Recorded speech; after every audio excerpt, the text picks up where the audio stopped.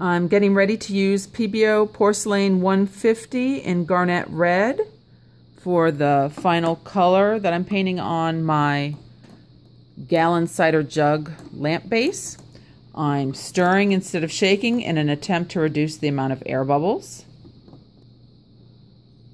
I want a good amount of paint on my brush for hopefully a single sort of droplet of paint for each spot that I want to make. These aren't really going to look like flowers as much as they're going to look like berries. So wherever I want a little berry type thing, just put a nice thick sort of drip on there. I have to be careful not to make it so thick that it dribbles or drips, which it looks like it might be trying to do. So I think I might have to put 2 coats. If you're working on a flat surface like I did for my test, you can put a pretty good drop on there, but because this is vertical, it's wanting to drip. This seems especially runny. So I'm going to remove some of that paint. And I'm going to keep it from dripping, so make it more round again. Like that. So I can't do a really big drip because it try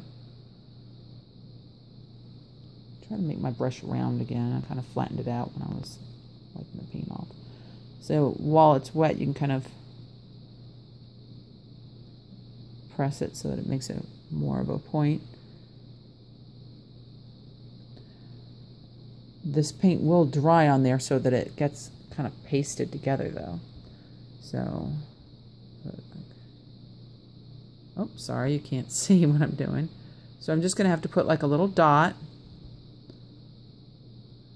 Kind of swirl it around on there.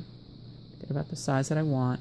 And then I'll have to come back later if I want it darker to put a second coat on, like I did with the leaves and the sort of viney shapes. So here's another one.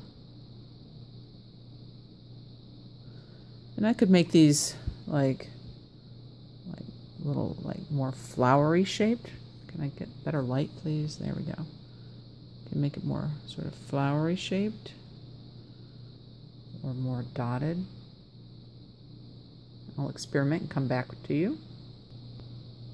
I have been using this more natural bristle brush, if it would go in focus, which is very, very flexible, soft. And so I tried using a different brush. If I can get it in focus, there we go. It's a synthetic brush. It's stiffer, and I did sort of a swirly design on there, and I liked that better. So let's see if I can go back and kind of make these first ones match it. Give it a swirl. Get a little bit of a lighting issue here. Okay, that's the flat. Okay, so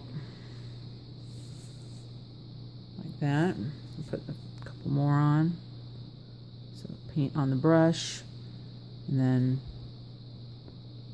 good angle for you, kind of swirl it on like that. I think it makes sort of a cute flowery impression. If I can get it in focus, that would be, there we go.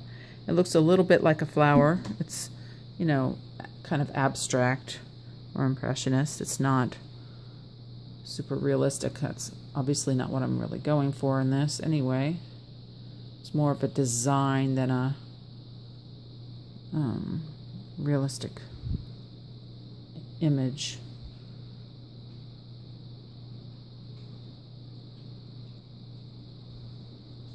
I think that gives a really cool, come on.